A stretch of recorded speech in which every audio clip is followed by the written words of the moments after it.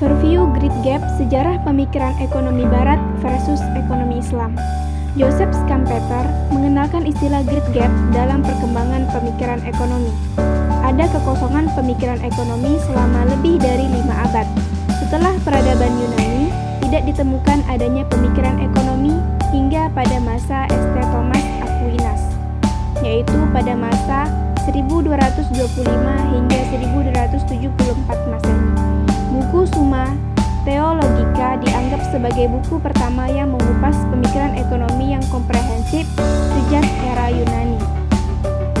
Pandangan ini memberikan pemahaman bahwa selama lebih dari 500 tahun sebelum era skolastik tidak ada pemikiran ekonomi yang signifikan.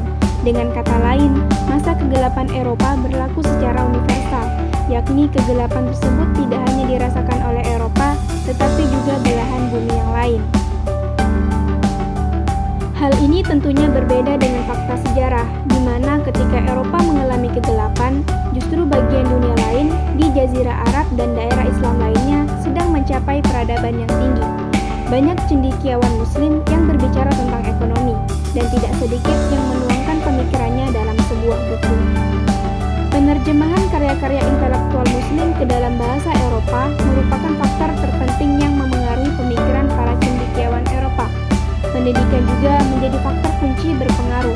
Selain dari faktor akademis, sektor perdagangan juga menyumbang kontribusi pengaruh pemikiran Muslim ke cendekiawan Eropa. Fase perkembangan sejarah pemikiran Islam. Fase ini terbagi menjadi 4. Fase pertama yakni masa fondasi. Fase kedua yaitu pemikiran ekonomi Islam berkembang secara pesat. Fase ketiga, periode ini adalah terjadinya stagnasi, dan fase keempat ini adalah periode kebangkitan. Fase pertama pemikiran ekonomi Islam. Fase pertama yakni masa fondasi. Fase ini dimulai dari awal sejarah Islam hingga tahun 450 Hijriah atau 1058 Masehi. Ekonomi masih dibahas oleh para ahli fikih, filsuf, dan juga para sufi.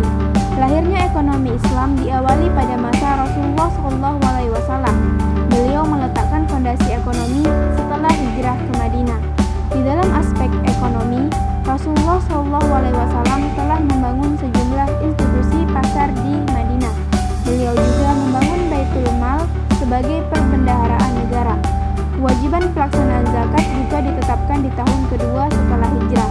Semangat berbagi juga terus didorong dengan infak dan wakaf.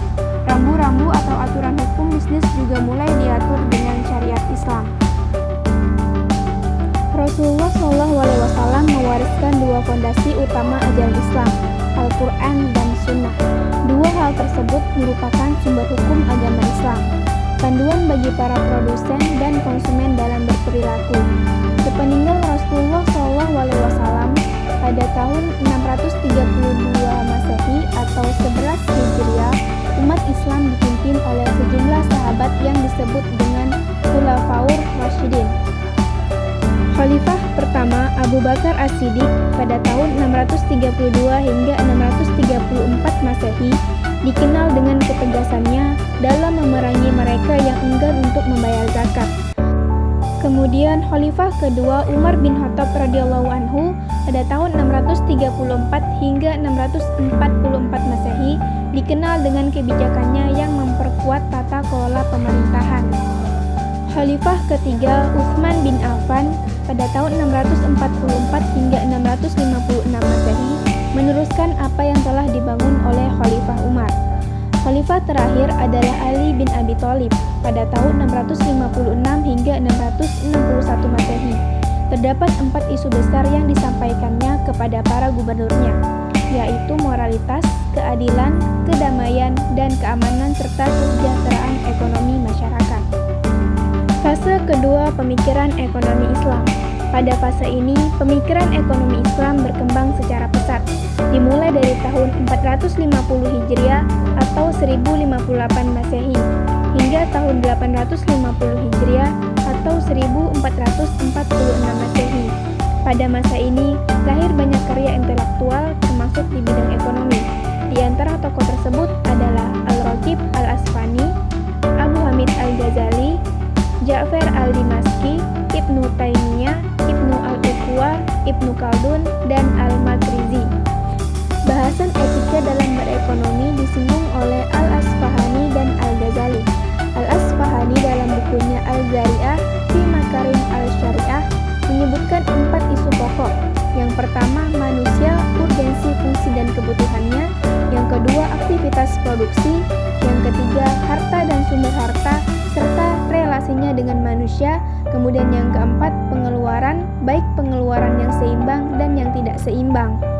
Al-Ghazali juga banyak bicara tentang etika. Lebih jauh ia mengungkapkan pentingnya religiositas yang bukan sekedar halal dan haram. Beliau juga bicara tentang fungsi uang dan bagaimana memperlakukan uang, termasuk larangan menimbun uang dan riba atas uang.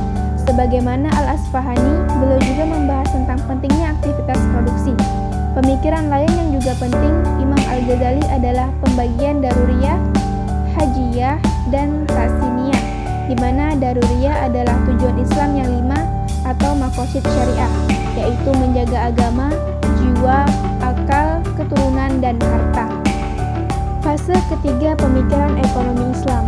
Fase ketiga, periode ini adalah terjadinya stagnasi, di mana tidak ditekannya pemikiran ekonomi Islam yang signifikan.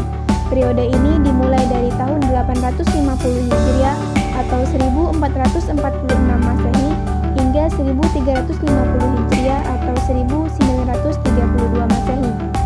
Para ulama fikih pada masa ini cenderung lebih banyak mengutip pemikiran para ulama sebelumnya dan juga mengeluarkan fatwa berdasarkan mazhab mereka masing-masing. Di abad 19 Masehi dan awal abad 20 Masehi, mulai muncul sejumlah tokoh yang mendorong pengembangan pemikiran berbasis Al-Quran dan Sunnah. Di antara para tokoh tersebut adalah Syah Waliullah, yaitu pada tahun 1703 hingga 1762 Masehi, dan Muhammad Iqbal, yaitu pada tahun 1877 hingga 1938 Masehi. Fase keempat pemikiran ekonomi Islam. Fase keempat ini adalah periode kebangkitan, dimulai dari tahun 1932 hingga saat ini. Di dekade 30-an hingga 60-an, banyak negara muslim yang sudah mendapatkan kemerdekaannya. Oleh karenanya, muncul perhatian yang lebih mendalam tentang sistem ekonomi apa yang mesti digunakan oleh negara-negara muslim di tengah dominasi sistem kapitalis dan sistem komunis. Islahi pada tahun 2008 menyebut periode kuartal kedua abad ke-20 dengan periode take-off, yakni mulai muncul berbagai karya pemikiran tentang permasalahan-permasalahan ekonomi dari perspektif Islam. Pada periode ini, institusi ekonomi modern seperti perbankan, asuransi, pasar modal, sistem perpajakan, dan lainnya menjadi sorotan terkait kepatuhannya terhadap nilai-nilai Islam. Struktur ekonomi, sistem kepemilikan, sistem produksi, dan juga ekonomi pembangunan dikaji dengan lebih detail.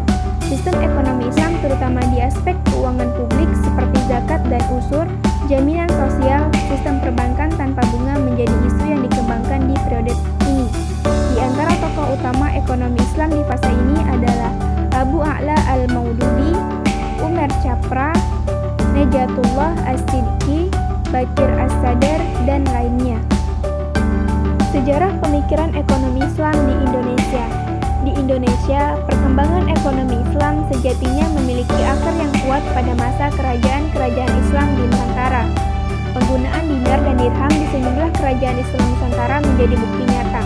Kerajaan Aceh Darussalam membuat mata uang sendiri yang ditulis dengan huruf Arab pada masa kepemimpinan Sultan Alauddin Riayat Shah Al-Fahar. Praktik pajak perdagangan pada masa kerajaan Islam Nusantara juga menerapkan pembedaan cukai atas Muslim dan non-Muslim sebagaimana yang diberlakukan pada kekhalifahan Islam. Di kuartal keempat abad 20, mulai muncul diskusi tentang sistem keuangan tanpa bunga, mengikuti isu dunia Islam waktu itu. Diskursus ini melahirkan pendirian institusi Baitul Mal wat Tamwil sebagai lembaga keuangan mikro syariah. Selanjutnya, Bank Syariah pertama, Bank Muamalat beroperasi pada tahun 1992. Semenjak itu, pemikiran ekonomi Islam terus berkembang, terutama pasca krisis moneter pada tahun 1998, di mana sistem keuangan Islam dinilai lebih tahan terhadap terhadap krisis. Saat ini